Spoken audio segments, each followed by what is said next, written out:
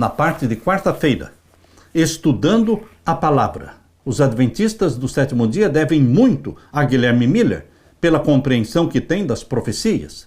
Embora o entendimento de Miller sobre algumas passagens, como Daniel 8,14, não fosse uma compreensão perfeita, porque ele não entendia o santuário celestial, por isso ele se enganou na interpretação de Daniel 8,14, pensando que 1844, o ano em que terminaram os 2.300 anos, ele entendeu que fosse a volta de Jesus, a purificação do santuário sendo a volta de Jesus e a terra sendo purificada pelo fogo.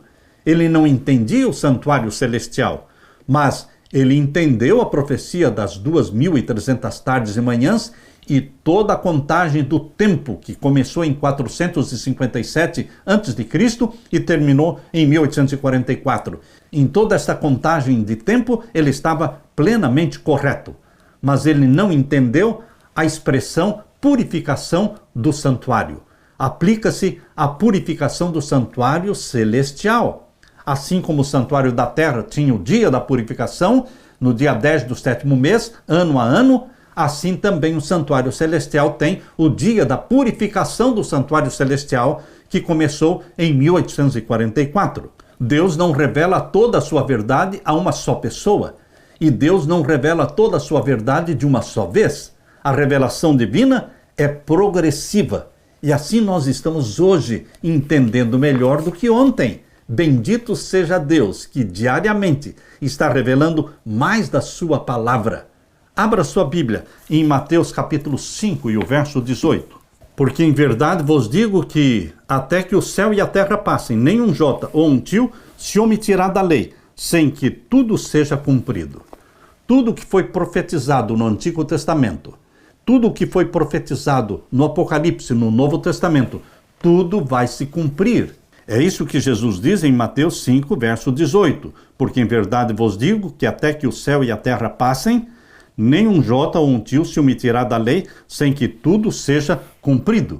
Lemos também na segunda carta de Timóteo, capítulo 3, versos 15 a 17. Aqui diz: e que desde a tua meninice sabes as sagradas letras, que podem te fazer sábio para a salvação pela fé que há em Cristo Jesus.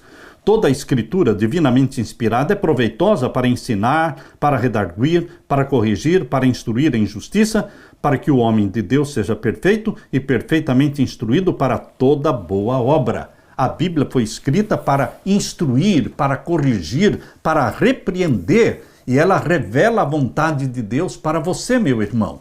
A Bíblia também afirma em Lucas capítulo 24 e o verso 27. Aqui diz: e começando por Moisés, Jesus Cristo começou por Moisés e por todos os profetas, explicava-lhes o que dele se achava em todas as Escrituras. Tudo que foi escrito a respeito do Messias. Jesus Cristo mostrou que as profecias, elas se cumprem, são dignas de aceitação, são confiáveis. Estudar a Bíblia é como montar um quebra-cabeça.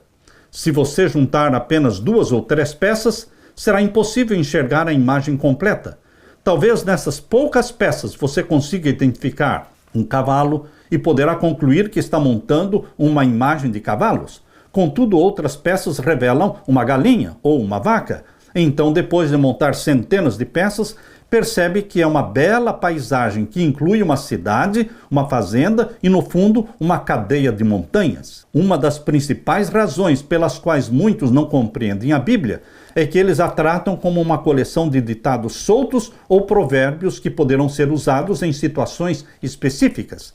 Algumas pessoas podem recorrer a guias que mostram onde encontrar versos da Bíblia de orientação e auxílio, ou que contêm passagens sobre vários temas e achar que isso é tudo que a Bíblia ensina sobre determinado assunto. Muitos estudam as profecias com a mesma abordagem, tirando textos fora do seu contexto e ligando-os a eventos atuais, em vez de compará-los com o restante da Bíblia.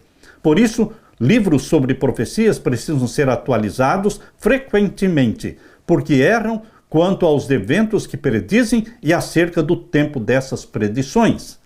É também por isso que é tão importante não apenas selecionar alguns textos específicos sobre determinado assunto, mas estudar atentamente tudo o que a Bíblia diz sobre esse tema, sempre levando em consideração o contexto da passagem em estudo, o contexto do capítulo. Não tirar o texto fora do contexto. É muito fácil retirar um verso do contexto e fazer com que este verso fale o que nós queremos que ele fale. Mas isto não pode ser feito. Você conhece, por acaso, pessoas que usam de modo equivocado versos da Bíblia para atacar a verdade sobre o estado dos mortos ou sobre a guarda do sábado? Existem muitos que usam textos isolados para condenar a observância do sábado, usando textos como, por exemplo, Efésios capítulo 2 e o verso 15, que fala que na sua carne ele desfez a inimizade, isto é, a lei dos mandamentos, que consistia em ordenanças para criar em si mesmo, dos dois, um novo homem, fazendo a paz. Muitos usam esse texto para desconsiderar a observância do sábado.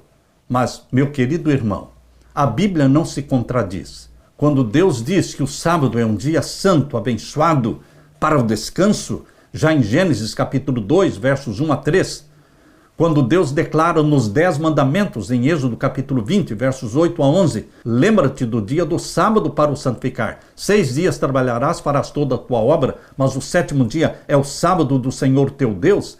Verdades tão claramente faladas por Deus não podem ser contraditas, não podem ser controversas. Porque aqui em Efésios capítulo 2, verso 15, não está falando da lei dos 10 mandamentos e também não está falando do sábado, o 7º dia da semana. Aqui está falando da lei cerimonial que separava judeus e gentios. Deus derrubou as leis cerimoniais e fez dos dois povos um só povo, o Israel espiritual do Novo Testamento. Quando o Espírito Santo nos guia no estudo da Bíblia, e ele vai guiar aquele que com oração e humildade estuda a Bíblia, então vamos entender a revelação progressiva de Deus e vamos perceber que a Bíblia não se contradiz. A Bíblia se complementa. Um verso lança luz sobre outro verso. Nunca abra a sua Bíblia, nunca estude a Bíblia sem primeiro orar, com um espírito humilde de aprendiz e estudante, pedir que o Espírito Santo o conduza, que o Espírito Santo o ilumine e que você estude diariamente a sua Bíblia com meditação e oração.